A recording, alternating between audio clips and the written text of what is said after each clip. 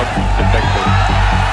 বর্তমান সময়ে বিশ্বের প্রধান সামরিক প্রতিদ্বন্দ্বিতা আর শুধু মাটি বা সমুদ্রে সীমাবদ্ধ নেই, এটি এখন দ্রুত মহাকাশেও ছড়িয়ে পড়ছে। স্যাটেলাইট প্রযুক্তি, নজরদারি এবং যোগাযোগ ব্যবস্থার উপর আধুনিক সামরিক বাহিনীগুলোর ক্রমবর্ধমান নির্ভরতা মহাকাশকে কৌশলগত দিক থেকে অত্যন্ত গুরুত্বপূর্ণ করে তুলছে। যুক্তরাষ্ট্র, চীন ও রাশিয়ার মতো পরাশক্তিগুলো এখন অ্যান্টি স্যাটেলাইট অস্ত্র, মহাকাশ ভিত্তিক নজরদারির প্ল্যাটফর্ম এবং কৃত্রিম বুদ্ধিমত্তা চালিত প্রযুক্তি উদ্ভাবনে বিপুল বিনিয়োগ করছে। এর ফলে পৃথিবীর প্রদক্ষিণকারী কক্ষপথ এখন সামরিকীকরণের পথে এক নতুন ক্ষেত্রে পরিণত হয়েছে। একসময় আমেরিকার জেনারেলরা মহাকাশ যুদ্ধের সম্ভাবনা নিয়ে সরাসরি কথা বলতেন না। তারা স্যাটেলাইট ধ্বংসের সম্ভাবনার বদলে মহাকাশে আধিপত্যের মতো শব্দ ব্যবহার করতেন। কিন্তু এখন তারা রাশিয়া বা চীনের সঙ্গে ভবিষ্যৎ যুদ্ধে মহাকাশ থেকে মহাকাশে অস্ত্র ব্যবহার করার প্রয়োজনীয়তা খোলাখুলিভাবে বলছেন। চীন ও রাশিয়ার হুমকি থেকে আমেরিকাকে রক্ষার জন্য গোল্ডেন ডোম নামের একটি উন্নত ক্ষেপণাস্ত্র প্রতিরক্ষা ব্যবস্থা করতে চান মার্কিন প্রেসিডেন্ট ডোনাল্ড ট্রাম্প। 2026 সালে ট্রাম্পের এই পরিকল্পনা আরও স্পষ্ট হতে পারে। এখন তিনি কি মহাকাশ ও লেজার ভিত্তিক প্রতিরক্ষা ব্যবস্থা করার দিকে এগোবেন, সেটি নিয়েও প্রশ্ন তুলছেন অনেক বিশ্লেষক।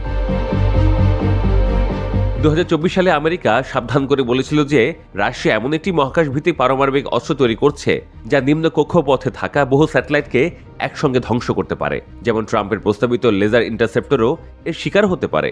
এই ধরনের অস্ত্র 1967 সালের আউটার স্পেস চুক্তি লঙ্ঘন করে ওই চুক্তির মাধ্যমে কক্ষপথে গণবিধ্বংসী অস্ত্র স্থাপন নিষিদ্ধ করা হয়। আমেরিকার বিশেষ সন্দেহের মধ্যে রয়েছে 2022 সালে রাশিয়া উৎক্ষেপণ করা কসমস 2553 নামের রুশ স্যাটেলাইট, যার ভেতরে পরীক্ষামূলক নকল বিধ্বংসী ওয়ারহেড আছে বলে ধারণা করা হয়। রাশিয়া এই অস্ত্রের পরীক্ষা চালিয়ে যায় কিনা তার নজর রাখছে পশ্চিমা গোয়েন্দারা।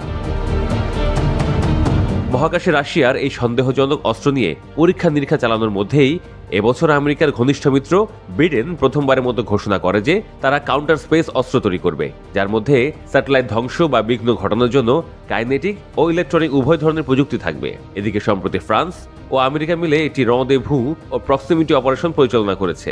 এই অপারেশন সন্দেহভাজন একটি রুশ স্যাটেলাইটকে কেন্দ্র করে করা হয়। এমন কৌশল যুদ্ধের পরিস্থিতিতে আক্রমণ হিসেবেও ব্যবহার করা হতে পারে। এছাড়া মহাকাশে আরেক প্রতিদ্বন্দ্বী চীনের স্যাটেলাইটের কাছে ঘনিষ্ঠভাবে কক্ষপথে ঘোরাঘুরি করছে আমেরিকার স্যাটেলাইট। বিশেষজ্ঞরা বলছেন মহাকাশে এ ধরনের সামরিক প্রতিদ্বন্দ্বিতা প্রতি বছরই তীব্র হচ্ছে। তবে অন্তত এটাও সত্য, প্রযুক্তির উন্নতির কারণে বিষয়টি আগের তুলনায় আরও স্বচ্ছ ও দৃশ্যমান হচ্ছে। ভবিষ্যতে এই অরবিটাল ছায়াযুদ্ধ আরও বাড়বে বলে সতর্ক করেছেন বিশেষজ্ঞরা।